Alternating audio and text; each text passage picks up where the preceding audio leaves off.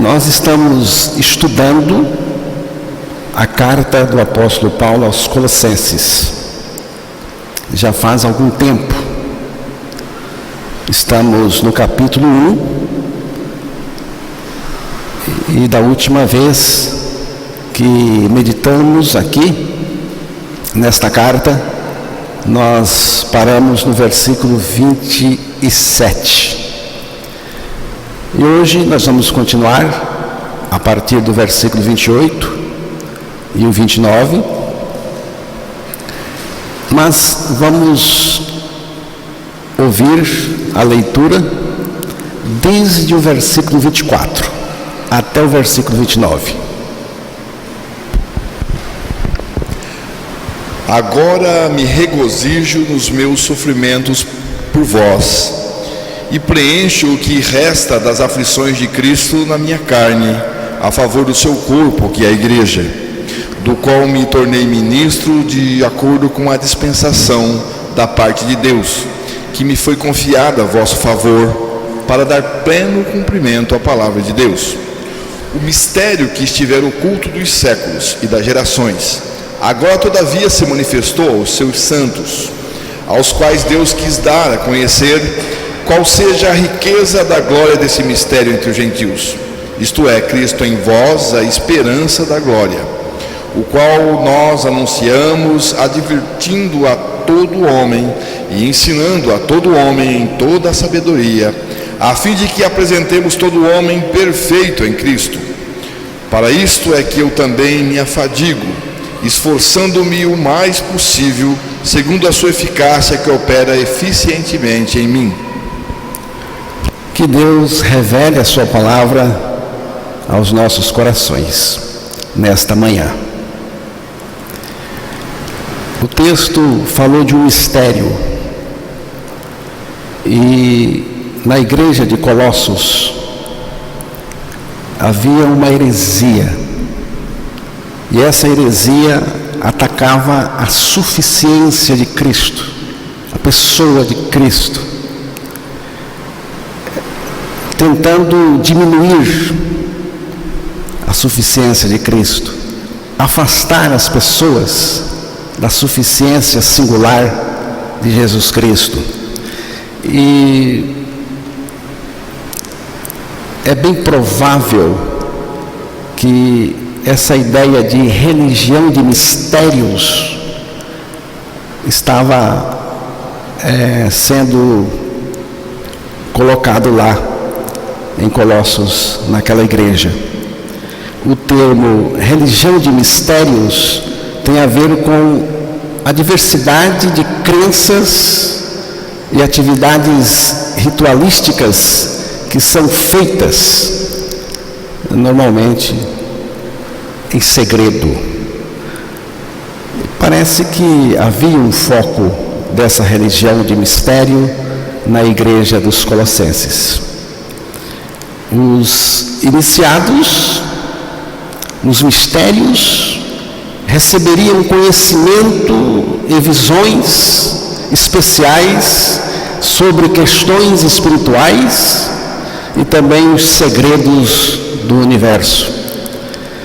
Mas isto era uma tentativa de afastar a igreja, as pessoas de Cristo, que é apresentado pelo apóstolo Paulo no texto que foi lido como sendo o mistério de Deus, o verdadeiro mistério que nós precisamos conhecer, e conhecer através da revelação de Deus ao homem.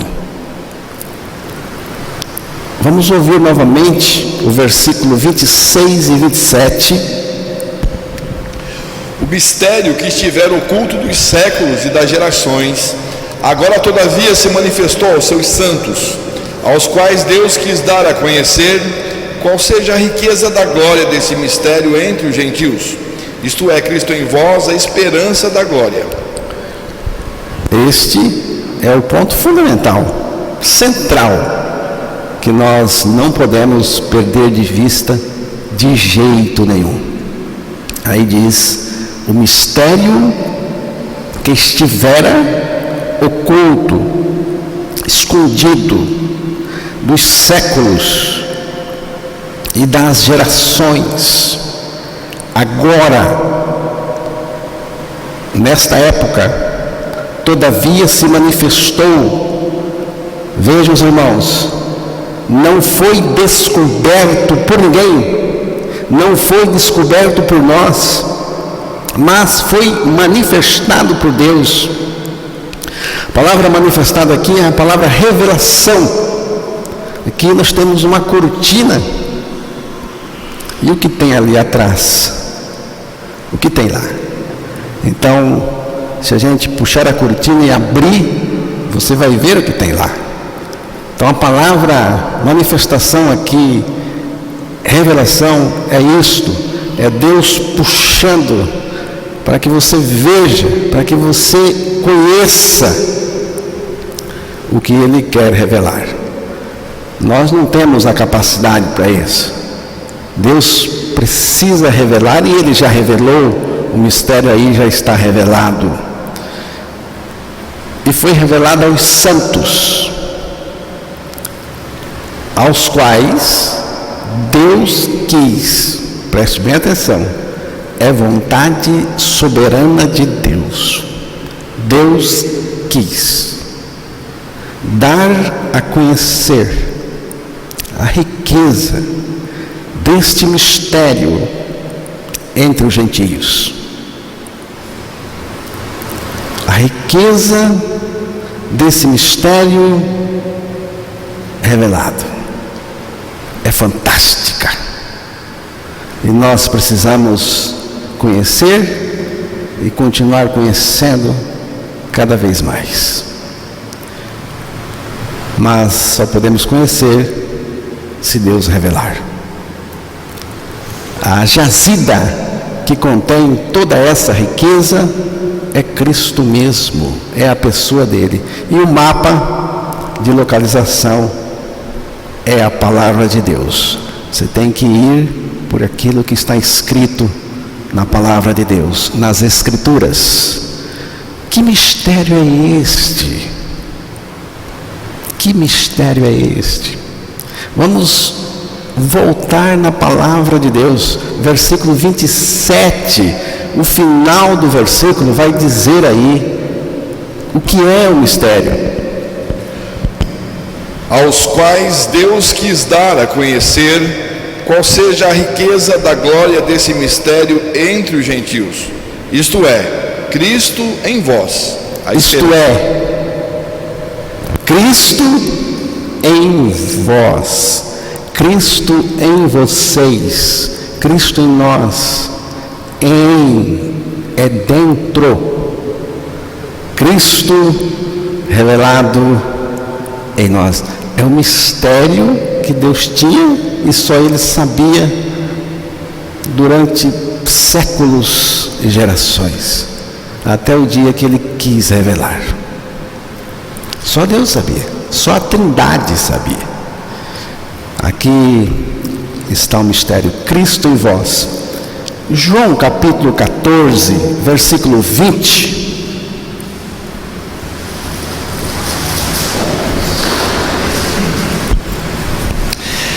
Naquele dia, vós conhecereis que eu estou em meu Pai, e vós em mim, e eu em vós. 21. Aquele que tem os meus mandamentos e os guarda, esse é o que me ama. E aquele que me ama será amado por meu Pai, e eu também o amarei e me manifestarei a ele. O 22 e o 23. Disse-lhe Judas, não o Iscariotes: de onde procede, Senhor, que estás para manifestar-te a nós e não ao mundo? Respondeu Jesus: se alguém me ama, guardará a minha palavra, e meu Pai o amará, e viremos para ele e faremos nele morada. Naquele dia, vós conhecereis, o conhecer aqui da revelação, que eu estou em meu Pai, e vós em mim, e eu em vós. Vós em mim e eu em vós. Jesus está falando aqui da cruz. Em mim é na cruz.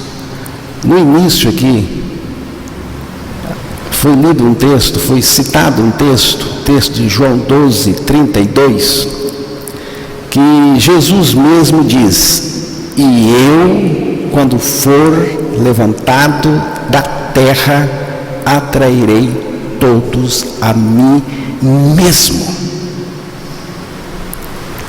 É a cruz. Jesus, ele foi levantado da terra em 3 momentos, pelo menos. Vamos começar aqui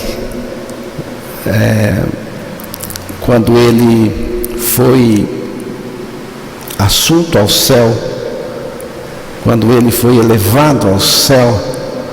Ele foi levantado pelo seu próprio poder e ele volta para de onde ele veio. Antes disso, ele foi levantado da sepultura, da gruta onde ele estava.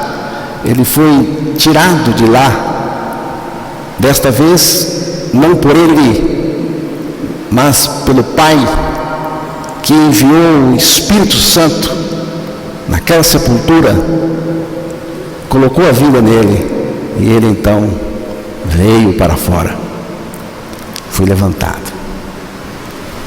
E antes disso, na cruz,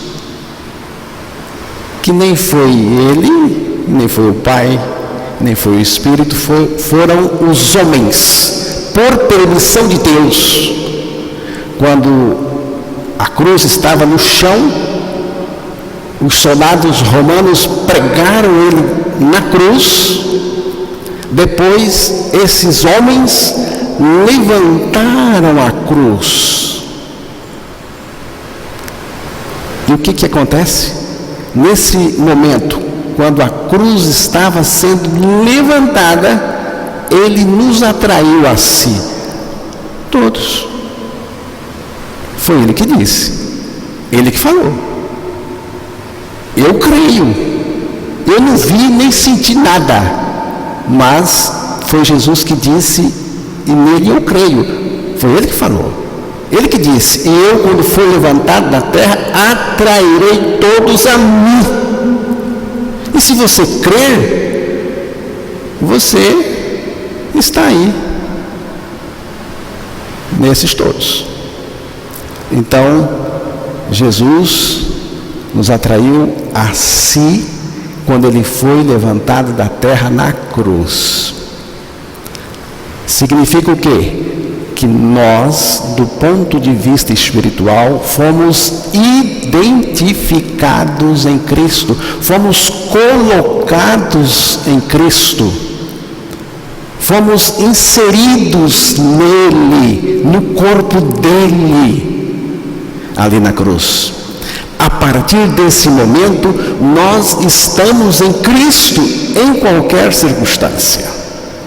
Então, vós em mim, é na cruz, em Cristo, ali, quando ele morreu, nós morremos com ele para o pecado.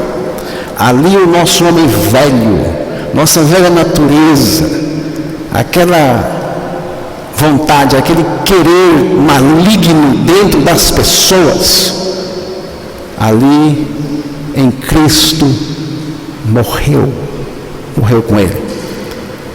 Isso é que significa em mim. Depois, ele em nós. O projeto eterno de Deus era trazer o Filho dele para dentro de você.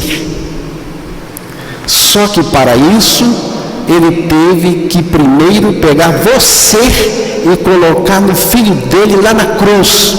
Por quê? Porque você precisava morrer, eu também. Somos pecadores por natureza.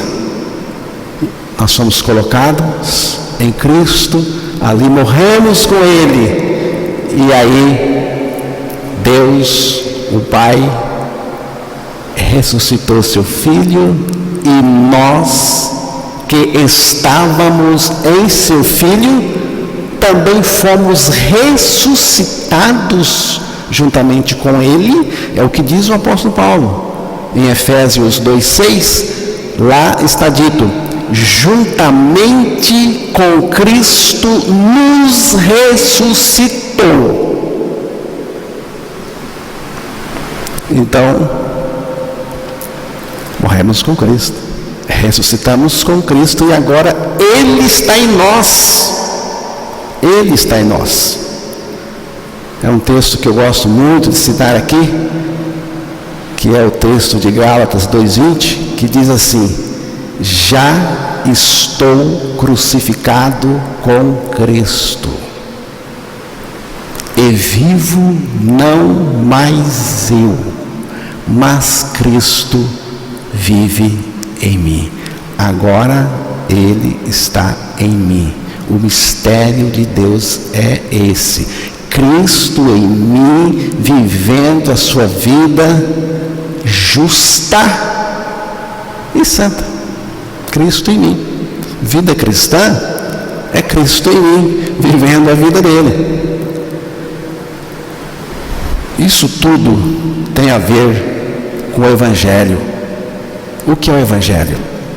O Evangelho tem tudo a ver com a morte de Cristo, com a nossa morte em Cristo, com a ressurreição de Cristo, com a nossa ressurreição juntamente com Cristo e com a vida dele operando em nós.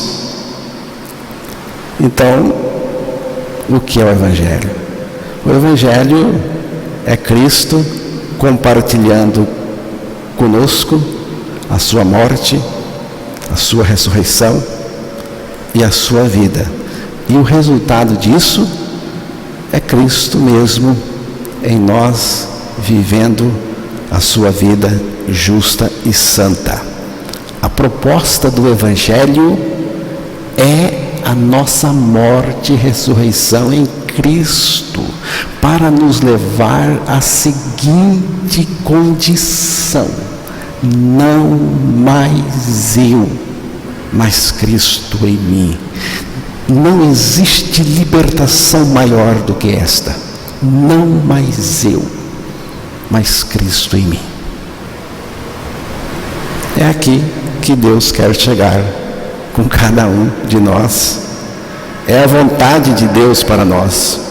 A vontade de Deus para nós é revelar Cristo em nós, para que nós o conheçamos. Cristo morreu, eu morri. Cristo ressuscitou, eu ressuscitei. Agora Ele vive em mim. Cristo em mim. Aí a gente entra no versículo 28, que é o que eu quero falar com vocês nesta manhã. O versículo 28 é uma continuação do versículo 27. Leia novamente.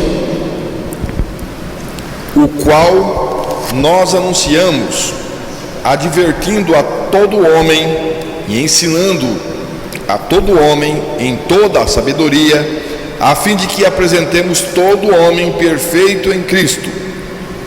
Para isto é que eu também me afadigo. Está bom até aí, só o 28. O qual nós anunciamos. Quem anunciamos? Quem? Não é o que. Não é doutrina. Não é uma receita. É uma pessoa. O qual nós anunciamos. Quem? Cristo. Mas Cristo em nós. Porque você nota que no finalzinho do versículo 27 diz assim: isto é, Cristo em vós, o qual quem? O Cristo em vós. Quem é vós? Quem é vós? É a igreja de Deus, é o regenerado, é o salvo, é o santo, é aquela pessoa que creu que com Cristo morreu e com Cristo ressuscitou e que Cristo é a sua vida. Então, este Cristo que está em nós, nós anunciamos, nós pregamos. A mensagem cristã é Cristo. Eu quero enfatizar um pouco isso hoje. Advertindo a todo homem e ensinando a todo homem em toda a sabedoria. Esta palavra sabedoria aqui não é um conhecimento que vamos adquirindo. Não é. Estava conversando com uma pessoa, ela estava dizendo de um jovem, 40 anos, estava fazendo uma análise com ela, e o jovem não sabe o que quer da vida, não sabe onde trabalhar, só que ele tem vários cursos, vários mestrados, já está fazendo doutorado, tem várias áreas. O cara tem muito conhecimento, mas ainda não sabe se decidir por nada. Não é desse conhecimento que a sabedoria está dizendo aqui. Não é esse conhecimento adquirido, nem mesmo esse conhecimento que você está adquirindo aí no banco ou lendo as Escrituras.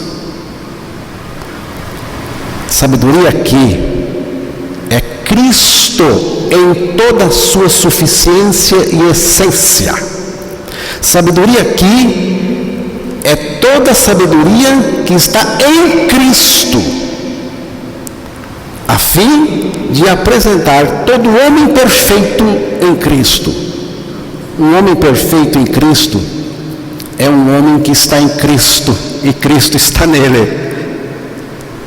Não sei se você tem esse conceito. Qual é o conceito de perfeição que você tem?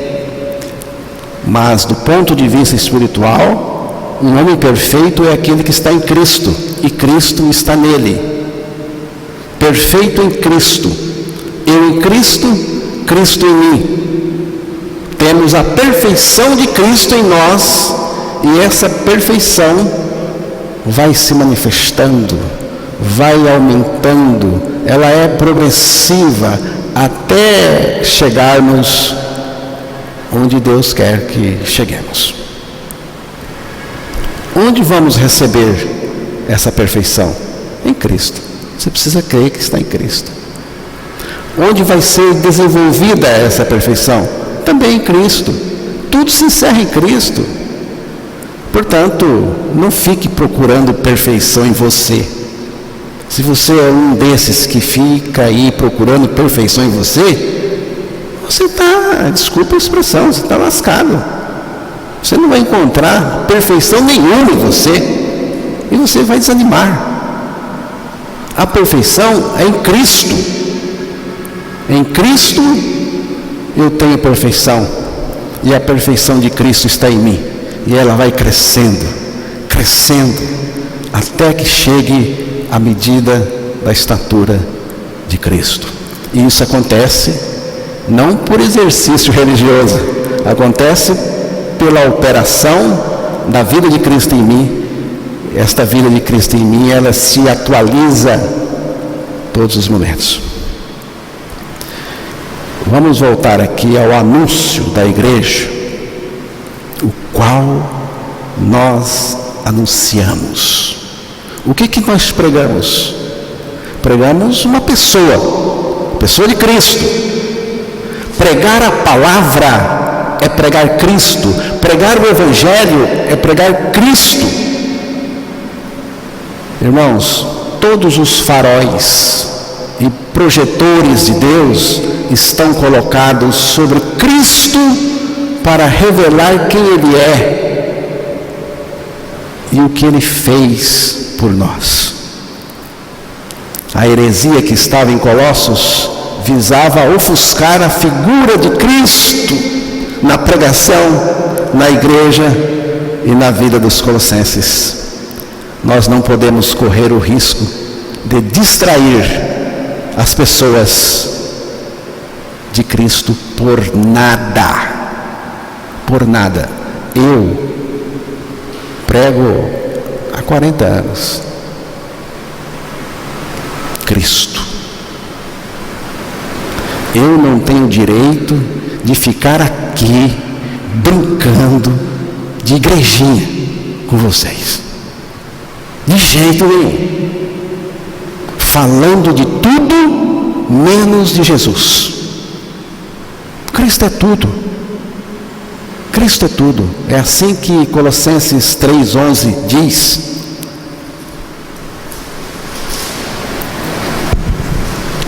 No qual não pode haver grego nem judeu, circuncisão nem incircuncisão, bárbaro, cita, escravo, livre, porém Cristo é tudo em todos. Cristo é tudo em todos. Em todos quem? Em todos os que creram, que com Cristo morreram, com Cristo ressuscitaram, e Cristo vive neles. Cristo é tudo. Então, nada falta na minha vida espiritual com Deus. Nada falta na minha relação com Deus. Eu só preciso conhecer mais, crescer mais. Mas não falta nada, se eu tenho Cristo. Eu estou em crise espiritual. Estou em crise, a tentação é muito grande, irmão. Deixa de besteira. Para com isso. Cristo é tudo. Se Ele não resolve, então para que eu quero Ele?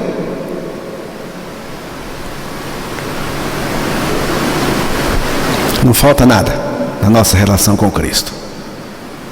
Não é Cristo e algo mais. É Cristo somente.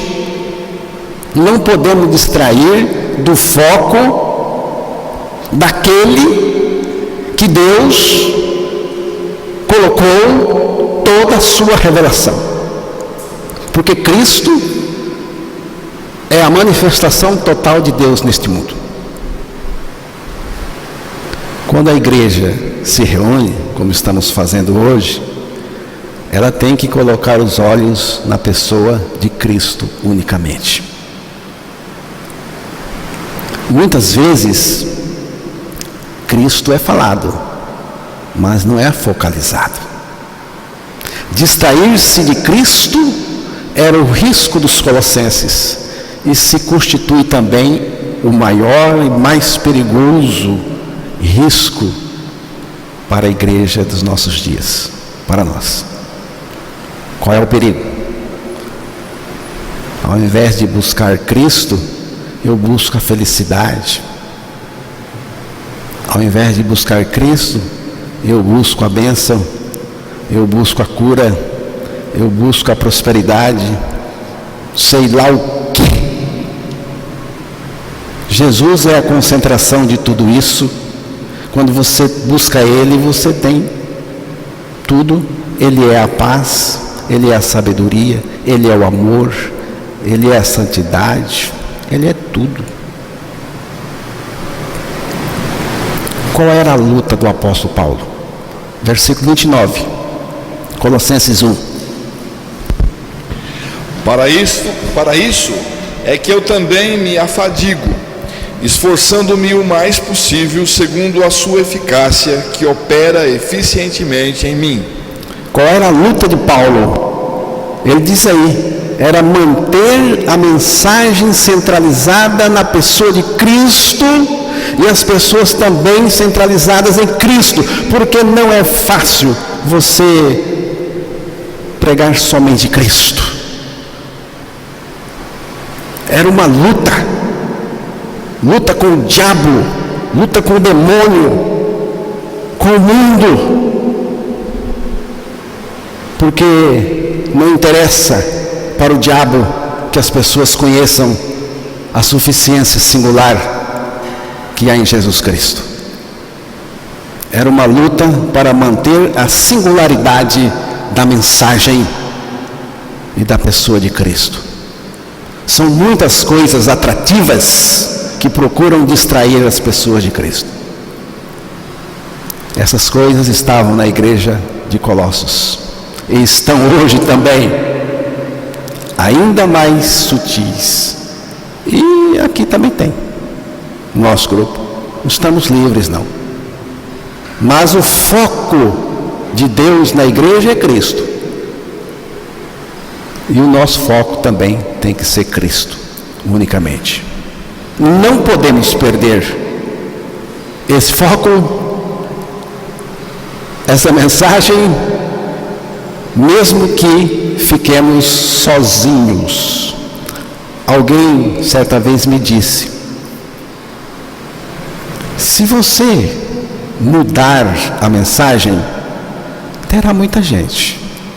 Se você mudar a mensagem, terá muita gente. Então, prefiro ficar sozinho, porque às vezes mal acompanhada é pior, né?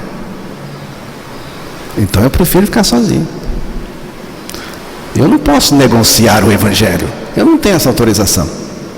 Eu não posso fazer concessões. Eu não estou autorizado a mudar nada. Como que a igreja primitiva, ali, a igreja ali do primeiro século, se reunia?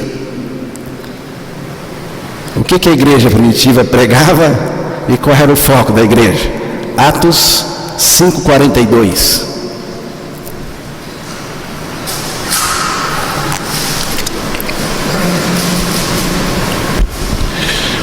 E todos os dias, no templo e de casa em casa, não cessavam de ensinar e de pregar Jesus, o Cristo. Vamos ter que ouvir de novo. Lê novamente. E todos os dias, no templo e de casa em casa, não cessavam de ensinar e de pregar Jesus, o Cristo. Qual era o ensino da igreja primitiva? Não cessava de ensinar e de pregar o quê? A igreja? Denominação? Costumes? Jesus, o Cristo. Cristo era a mensagem da igreja. Mensagem contínua, sem cessar. Mensagem em todos os cultos, todas as reuniões. O ensino era Cristo. A pregação era Cristo. A adoração era Cristo. Hoje se ensina de tudo nas igrejas.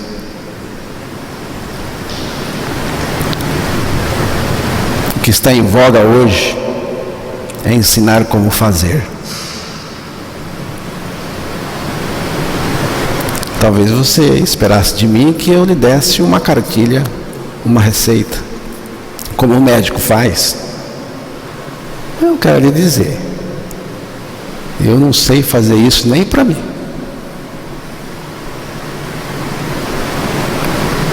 O que nós precisamos não é de receita, nós precisamos conhecer Cristo, em uma relação íntima, pessoal com Ele, Ele em nós. Não é receita, é Cristo vivendo em nós. É por isso que a vida cristã autêntica funciona mesmo, porque não é religião, é Cristo vivendo em nós a sua vida. O que diferencia o cristianismo de verdade é Cristo em nós, porque Buda não vive no budista, Confúcio não vive nos seus discípulos, segue por aí, mas Jesus é o único que disse que vive nos seus. É Ele vivendo em nós. Por isso eu posso amar, eu posso perdoar, eu posso viver de maneira santa, porque é Ele que vive em mim. Isso é igreja. Então, Cristo não vai deixar você na mão. Não deixa mesmo. Você pode conhecer muitos métodos e coisas de igrejas, mas se você não conheceu Jesus Cristo, você não vai aguentar e vai se render às distrações perversas do diabo.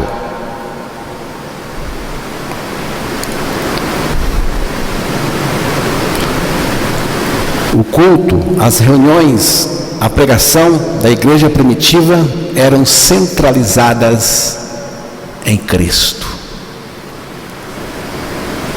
Então eu vou pregar Cristo até o fim, sua graça. Atos 10:36.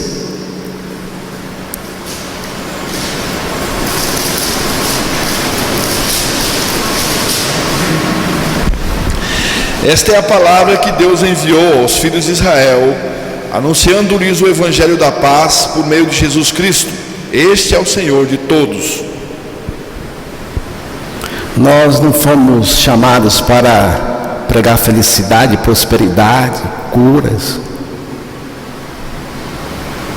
Então você não crê na cura? Creio sim. Mas nós somos chamados para pregar o evangelho. É o que o texto mostrou. Pregar Cristo.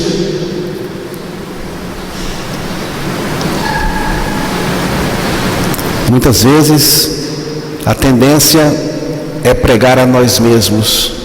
Paulo disse isso. Eu não prego a mim mesmo. Não pregamos a nós mesmos. A tendência é pregar a nós mesmos, nosso grupo, nossas coisas, nosso jeito. Mas eu quero dizer para os irmãos que o caminho é Jesus, a verdade é Jesus, a vida é Jesus. O jeito é o dele também.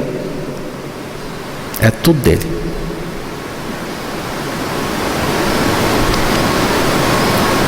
Devemos servir uns aos outros por amor de Cristo. Sabe por que eu sirvo você? Por amor a Jesus Cristo. É por causa dele. Devemos amar uns aos outros por amor a Cristo. E o amor que eu estou falando aqui não é um amor humano, não. Jesus disse que ele amou e deu a sua vida, e que nós devíamos amar do mesmo jeito. É aquele amor capaz de morrer pelo outro. E eu já disse isso aqui. Se eu sou capaz de dar a minha vida por você, caso for preciso, como que eu vou brigar com uma pessoa que eu amo e eu sou capaz de dar a vida? Como que eu vou encrencar com você? Falar mal de você?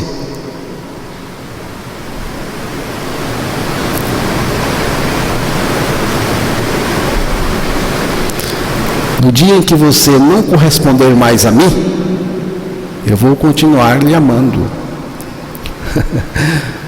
Por causa de Cristo. É tudo por causa dele.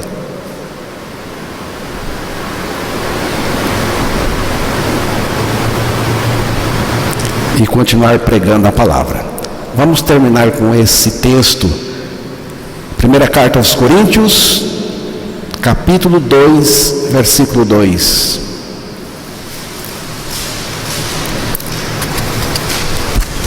Porque decidi nada saber entre vós, senão a Jesus Cristo e este crucificado.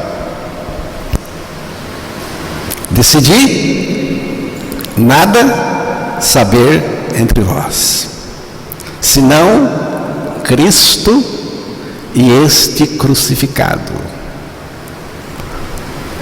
Não quero saber de nada. Olha que Paulo era sabidinho. Ele era sabidinho. Ele conhecia filosofia, ele conhecia um monte de coisa. Ele era bom. Mas disse: não quero saber de nada. Eu só quero pregar Cristo e este crucificado. Sabe por que tem que ser o crucificado? Porque no crucificado você também foi crucificado. Eu também. E porque fomos crucificados e mortos com Cristo, nós podemos chegar à ressurreição juntamente com Cristo. E porque chegamos à ressurreição com Cristo, Ele entra em nós para viver a sua vida. Não há salvação fora do Cristo crucificado. Então, a mensagem é esta: Cristo, Cristo, Cristo crucificado. Você gostou?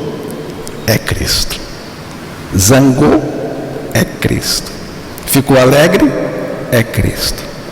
Aborreceu? É Cristo. Edificou? É Cristo. Não edificou? A mensagem é Cristo. Aí você escolhe como quer ficar. Mas é Cristo. É Cristo e nada mais além dele. Amém?